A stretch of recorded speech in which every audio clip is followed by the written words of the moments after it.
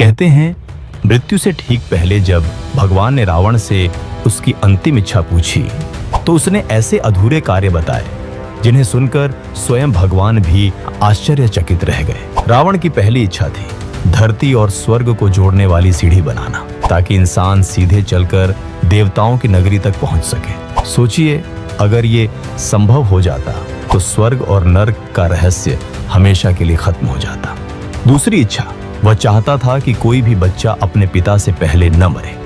रावण के अनुसार यह दुनिया का सबसे बड़ा अन्याय है। उसकी इच्छा थी मृत्यु को एक नए नियम से बांध देना।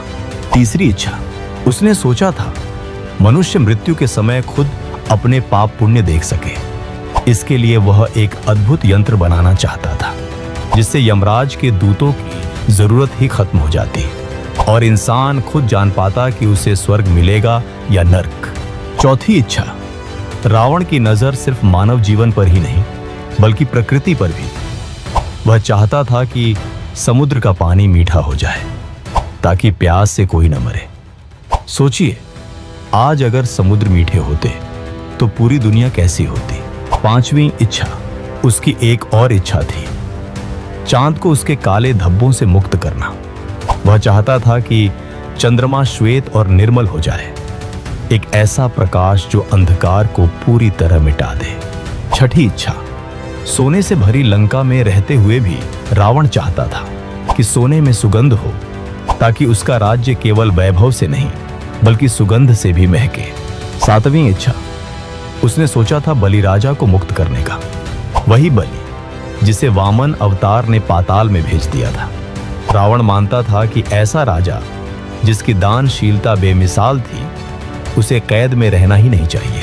आठवीं और सबसे अद्भुत इच्छा, रावण चाहता था कि पृथ्वी का भार उठाने वाले शेषनाग को मुक्त कर दे। उसने सोचा था इंद्र के वज्र और पृथ्वी के लोहे को मिलाकर एक अखंड खंभा बनाएगा जो सृष्टि का बोझ संभाले ताकि शेषनाग विश्राम कर सके।